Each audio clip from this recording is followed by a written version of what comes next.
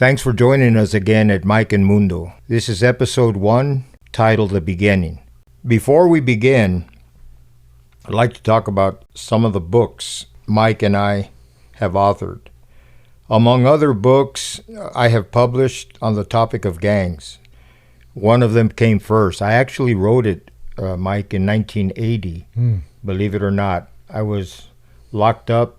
A member of the prison gang task force asked me to organize my thoughts growing up as a gang member and then later joining the Mexican Mafia. So I actually completed this book in 1981, but nobody would touch it in the 90s because their fear of what happened with American Me, the movie. Yeah, I remember that. Remember that? Yeah. So it was finally published in 2011, and it's the book that you see here. And the Gang of Gangs is my autobiography, from Altar Boy to Hitman.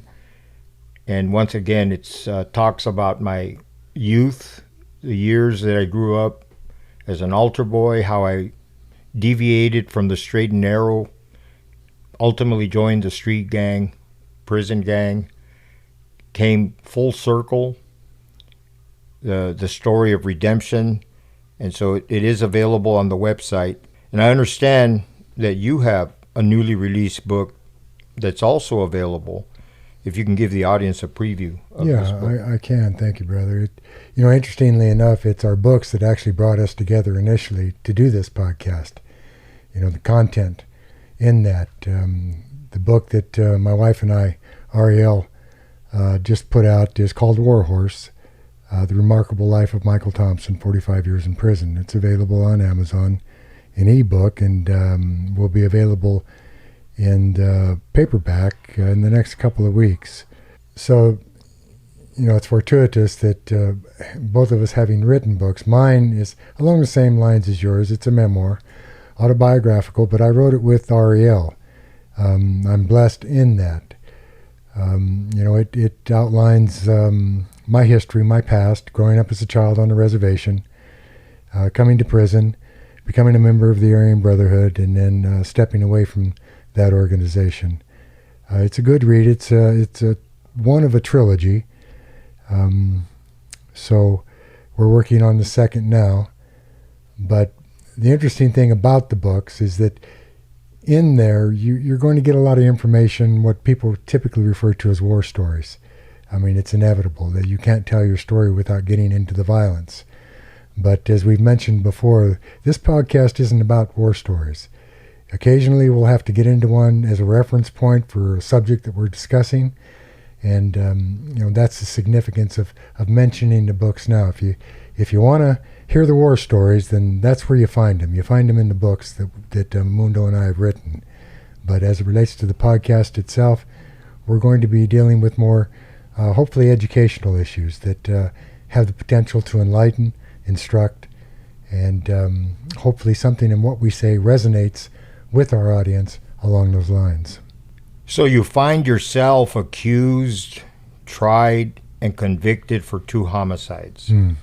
How did you keep your sanity for 45 consecutive years of incarceration? Yeah, that's a long time by anyone's estimation. And, I've long held that it sounds rather odd, I suppose, but there's a certain amount of insanity that's essential to sanity. And, that's the life that you and I lived. But how I maintained my sanity in general was my spiritual path. I was raised Native, and I've walked the Good Red Road my entire life. And that was the one key ingredient.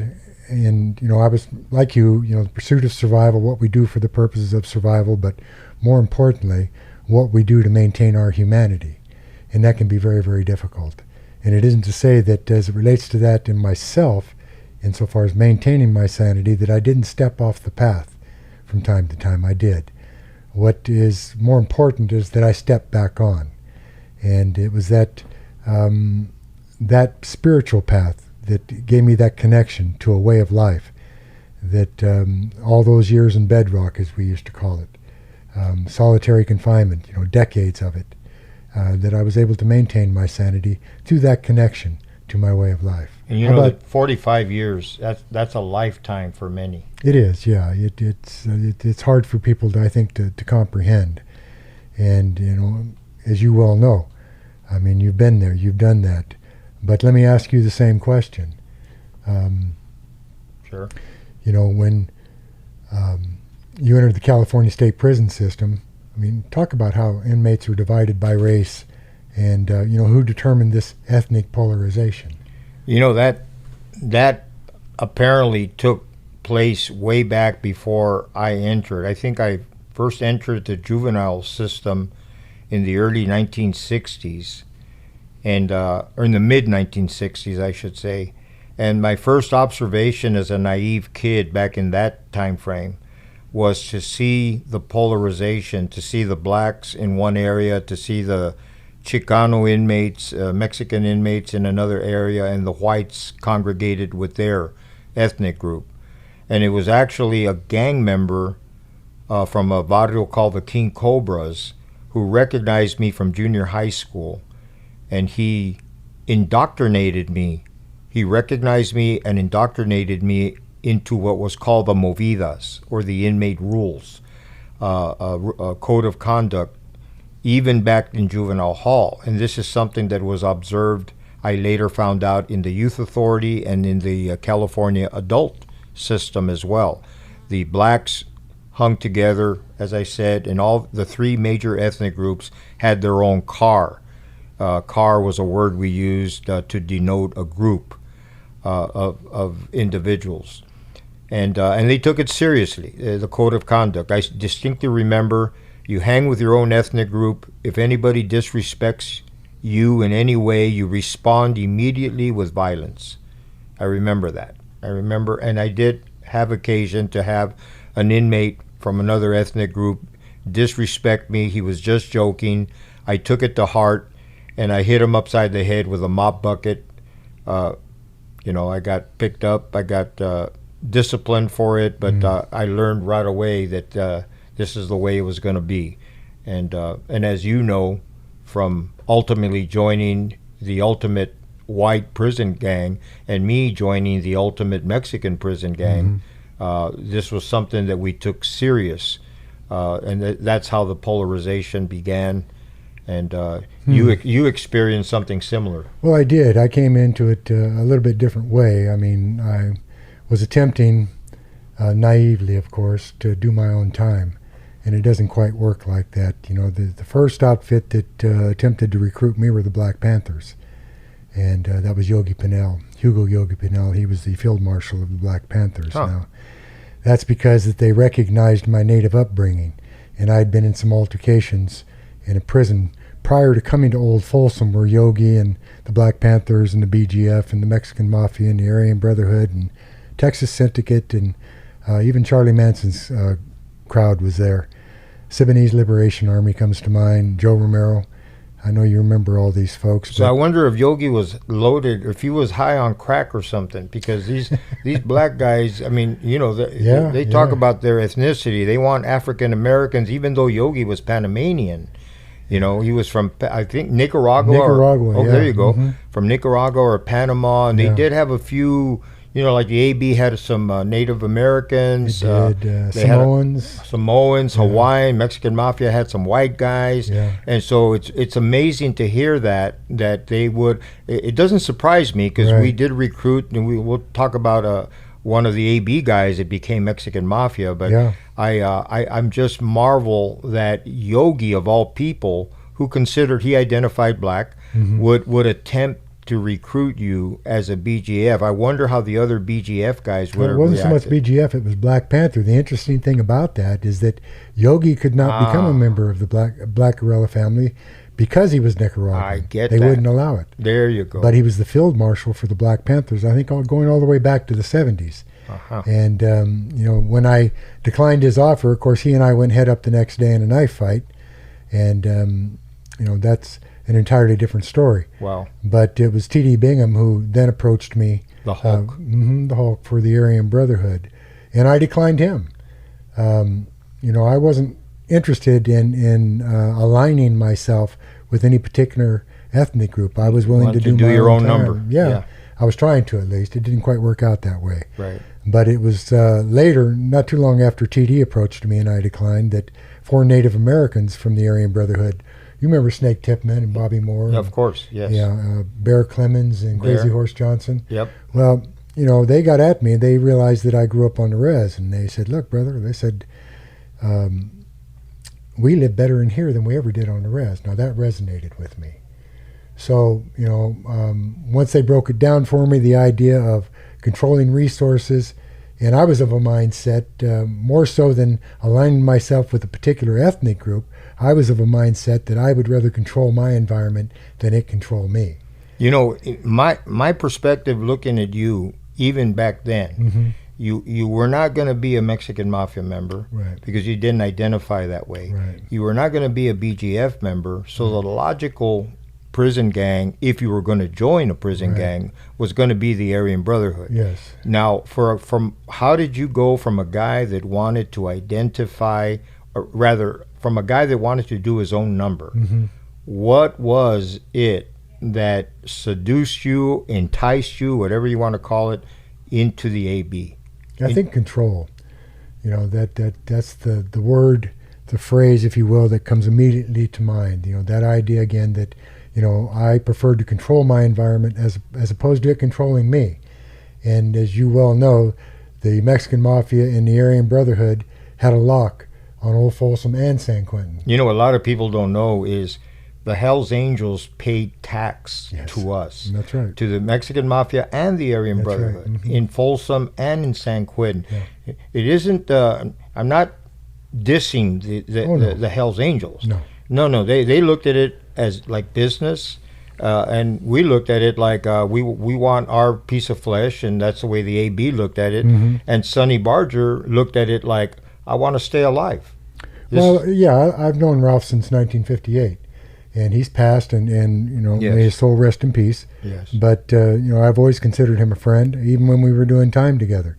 But you set friendship aside in a situation like this. It's strictly business, nothing personal. Right, And Sonny understood that, as well as others. right. You know, it's not about homie, don't you know me? Exactly. It's more about business. You know, it's And- generating revenues for your organization. You have a tax to pay. You're going to pay it, and it's really that simple. And the Hells Angels, even back then, late 60s, early 70s, they're the ones that brought in Johnny Cash. Right. They brought in a lot of entertainment groups. Oh yeah, you remember the San Quentin bike shows? Yeah. See, that was back in the 70s, and you know, the Hells Angels arranged that whole thing. And you know what came in? Oh, The yeah, drugs. Yeah, The absolutely. drugs came in, money. We use, obviously, we use cigarettes, cartons of cigarettes as currency. We also use real money. Yes. And so they brought in everything. So we knew that, and we had ironically, we had Big Mike Mulhern, who was my sponsor, one of the original Mexican Mafia guys, and he Right. had his finger in that cookie jar. And when Sonny and the guys, HAs, paid taxes to us, they went through Mike Mulhern. And so Mike was very close with them, and ironically, it was Mike Mulhern who testified later. He dropped out and he testified against the Hells Angels. Yeah. So I remember Doug the Thug being Hell's Angel, being there at San Quentin, and he had a few others, Rotten Richard, we were at Folsom at the time. When I say we, I'm talking about T.D. Bingham, myself, and Bobby Moore, and a few others. Spotsburg, you remember Big Spots? yes, So it was Ronnie Harpo, Harpo. you know, that collected on the part of the Aryan Brotherhood at San Quentin, and then I was working with at that time. Sonny had just left Old Folsom, and so it was Buck Garrett. He was second in command there.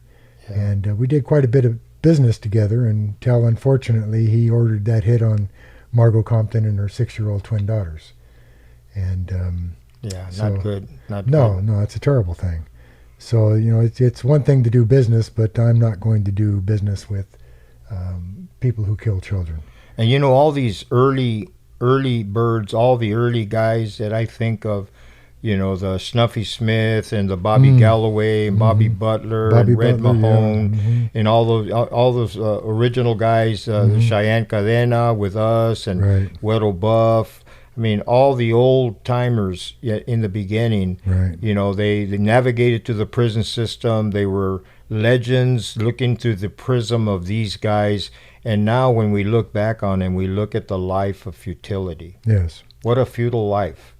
You know, I mean, don't you feel blessed that you pulled out when you did? Absolutely. I mean, it really goes.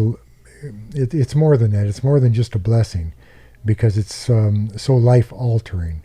But it requires a shift, and in that shift comes an enormous upheaval in your identity. I mean, there's an enormous identity crisis that goes along with that, because you're living the life. At least you think you are. Yeah. And then you find yourself confronted with circumstances that no longer resonate with you, you know, such as the killing of children, or the killing of family members that, say, an individual's testifying against one of our organizations. And so, Who was that? I remember that. Yeah, that was Steve Barnes. Steve Barnes, Mhm. exactly. Yeah, he'd watched Blinky Griffin and Junior Snyder kill T-Bone Gibson, That's right. and on the yard there in Palm Hall. Now, didn't And- Red Mahone get killed by one of the Brand's wives or Yeah, something? Flowers. Yeah. And she was hooked up with Bobby Crane. Right. And New York. New York. Yeah, Yeah. he's dead now too.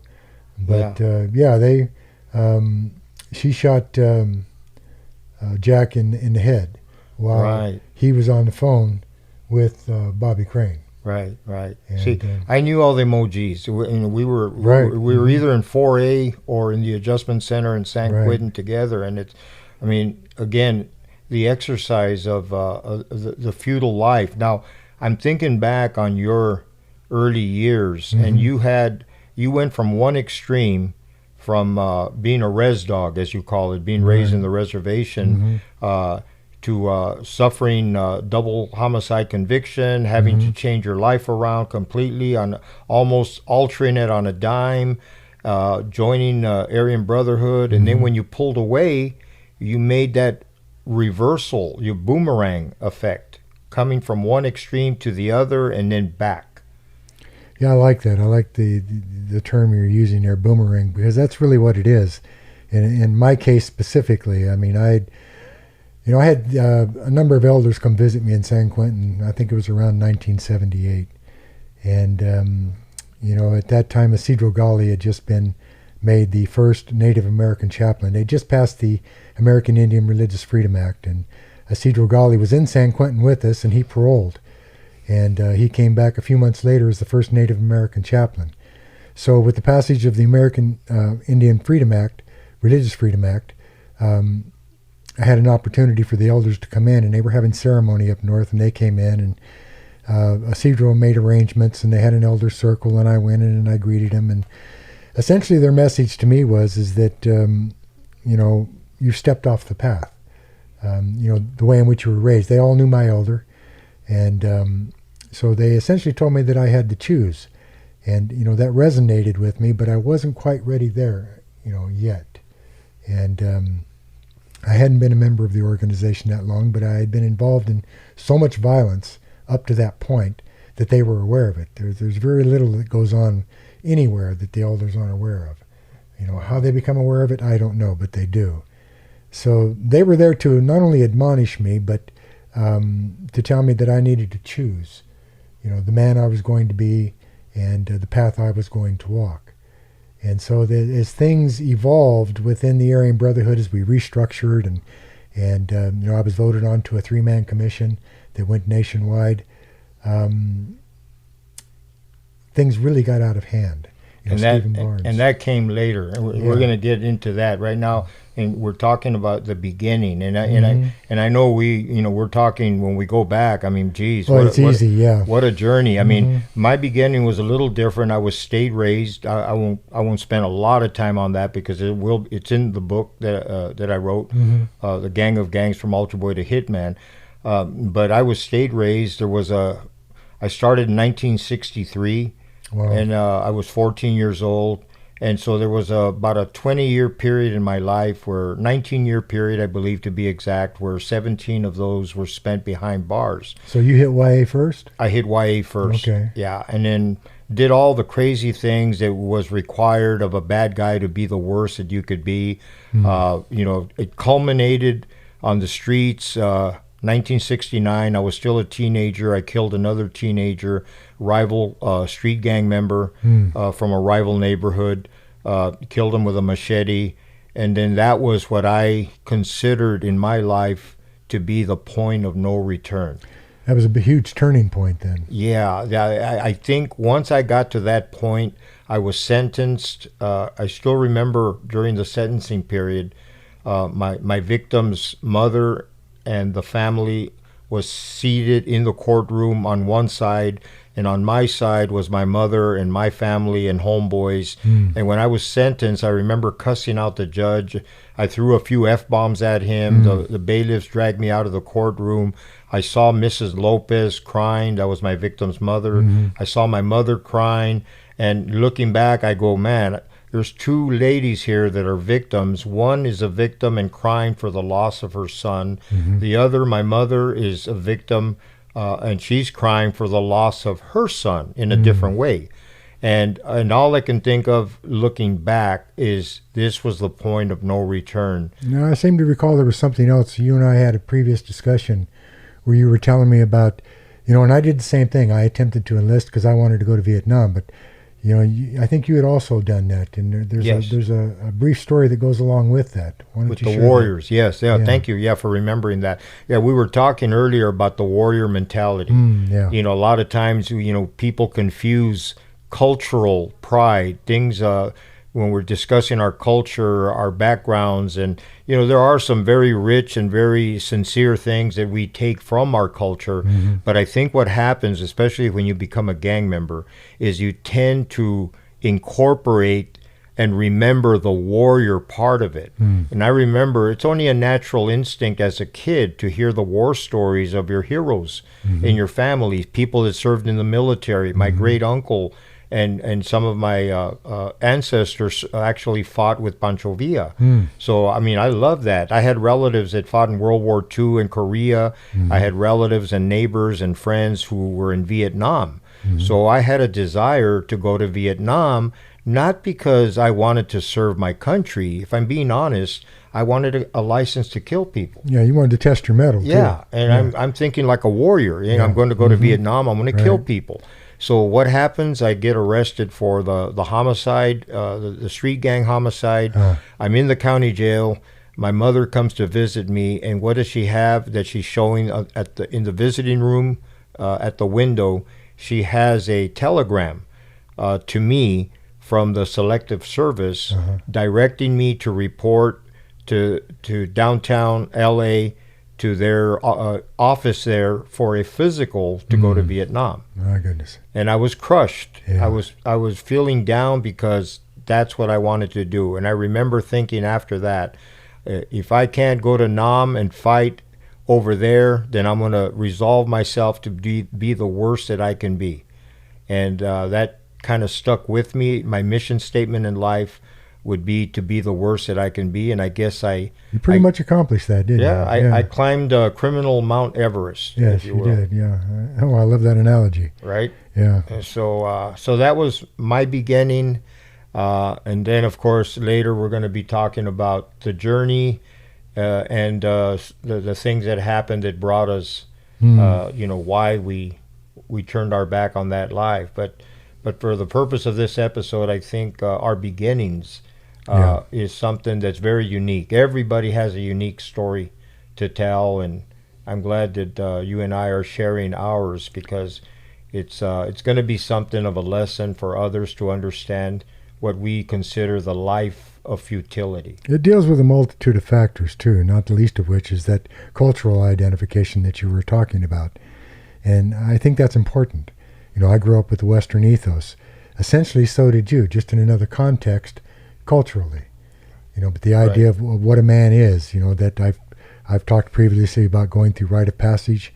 I think in any culture, young men naturally go through a rite of passage. Now, if you're on the streets in L.A., it's a different type of passage. Right. You see, so you're aspiring toward a specific goal, to be that guy, essentially, is what it comes down to be the best of the best. And you accomplish that. And think of the positive characteristics that are perverted when you're a gang member. Oh, yeah. Or whether it's a street gang or a prison gang. Look at the words, and we're going to get into those later in another episode. We're going to be touching on things like honor, love, respect, and as I say these words, I defy anybody that's listening to this that's a gang member, especially a hardcore gang member. Those words, when you say love, you loved your brothers. Right. You guys would do anything for your brothers. When you talk about honor in a gang way of looking at things, what they're doing is honorable. Yes. Of course, we know it's not. Of course. Okay, they're just deluding themselves. We talk about respect. It's criminal, gangster respect. We talk about unity. We talk about family. We talk about all those positive characteristics. If you take them individually in and of themselves and you apply them in a positive manner, they're beautiful. But when you apply them negatively, you pervert those Yes. characteristics and you apply them to something else, something that leads to death. And that's essentially what we both did. I mean, if you stop and think about it, I mean, we both thought that we had it going on and that we were living the life and that we were men's men and warriors to boot. But the fact of the matter is, when you talk about honor and you talk about loyalty and you talk about family, those were actually the very people, our families, that we betrayed. Yes. And, we hear a lot about betrayal, particularly you and I, as it relates to stepping away from the organizations that we were both leaders of. Right. But, what people need to understand is, one, the construct of betrayal within that context and what it means, and we'll get into that. Mike, I hear what you're saying, what you're talking about, betrayal. I've even had that come back to me from church groups, and I'm Yes. not going to single out any church group, No. but they know. I've heard it come back to me that I betrayed, that God does not require that you betray your organization in order to be a believer and this and that. Well, what's funny about that is that for those who are believers in Christ, there isn't two heavens. There isn't a heaven for those who dropped out of an organization and others that follow the rules. Yeah. So I find that humorous, and I can sympathize because I say, they're looking at it through a different prism. Well, they are. It's as if they're saying, look, you're a sinner, and you're a worse sinner than I am. Right. So therefore, you're worse. Right. Yeah. You almost feel sorry for them because how many 45-year-old, 40-year-old, 50-year-old men have you seen that they have not matured emotionally? Oh, who immediately comes to mind when you say that is Bobby Moore. Bobby Moore. I knew Bobby Moore when he was 50 years old, and he still acted like an 18-year-old. Yeah. And that's because he'd been emotionally arrested when he came to prison. Yeah. Think of Shorty Schreckengosch. You remember Shorty? Shorty, yeah. He goes back to 1958. He was a member of the Bluebird Diamond Tooth Gang, and one of the original members of the brand. But he too. I think when we go enter prison, and if we remain in that game, I think our emotional, our growth is put on hold. It is. And when they say, well, I'm preserved, because I'm lifting weights and doing all this, Yeah. you're also preserved emotionally if you're still in that world, That's because right. you never matured. Yeah. You just got, your life was placed on hold, you get out, and you pick up where you left off. The very idea of survival and what it takes to be a gang member or just to be incarcerated is something that most people don't understand, because that survival requires that you set aside any emotional regulation and you become stoic. You stuff everything. You don't embrace any form of emotion. One, because it's seen as weakness. And two, it's perceived as making you vulnerable. And as such, subject to elimination. Yes. Well, guys, I think it's yard recall. I think they're calling us in for, is it chow time? Yeah, I think the sergeant said it was chow time. So yard recall. And we look forward to seeing you on episode 2. Well, let's remind everybody, too, that, subscribe, hit that button. We appreciate it. We'd like to get this up and running. It's very, very important to us. But not only that, we also want your feedback, about what you want to hear about and what you think about the podcast itself. Weigh in. Yes. And I think it's critical. So Thank you for joining us, and we'll see you, as Mundo said, in episode 2. We'll see you then.